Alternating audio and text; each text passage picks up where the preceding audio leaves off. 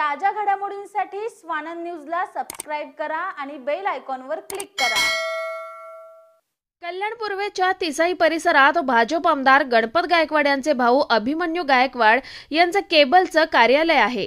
या केबलच्या कार्यालयात कार आणि टू व्हीलरवरून 5 ते 6 जण आले आणि त्यांनी केबलच्या कार्यालयात घुसून कर्मचाऱ्यांना मारहाण केली आहे। यावेळी त्यांनी कार्यालयाची तोडफोड देखील केली आहे। या प्रकरणी कल्याण पूर्वेच्या कोळशेवाडी पोलीस ठाण्यात गुन्हा दाखल करण्यात आला असून 4 ते 5 संशयितांना पोलिसांनी ताब्यात घेतल्याची माहिती समोर येते आहे। दरम्यान गोळीबार प्रकरणानंतर या भागातील राजकीय वातावरण तापलेलं असताना हा हल्ला राजकीय वैमनस्यातून किंवा व्यावसायिक वादातून झाला आहे का त्याचा पोलीस तपास करत आहेत। तिसाई केबल ऑपरेटरच्या ऑफिसमध्ये समोर तिसाई केबल ऑपरेटरच्या ऑफिसच्या समोर आतील कर्मचाऱ्याची बाईक उभी होती।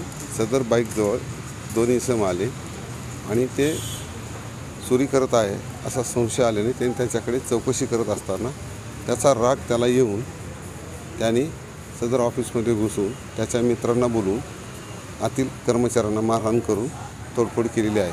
त्याबाबत कोळशेवाडी पोलीस स्टेशन येथे अनोळखी इसमाविरुद्ध गुन्हा दाखल करण्यात आला आहे। हे कोणाचं कार्यालय होतं आणि काय नेमकं? तिसाई केबल ऑपरेटरचं कार्यालय आहे। कोणाचं कार्यालय ते तपासात निष्पन्न होईल। आतापर्यंत किती आरोपींना अरेस्ट केलं? आरोपींना ताब्यात घ्यायची प्रक्रिया चालू आहे।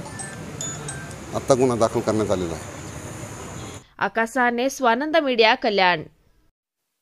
ताज्या घडामोडींसाठी स्वानंद न्यूजला सबस्क्राइब करा आणि बेल आयकॉनवर क्लिक करा।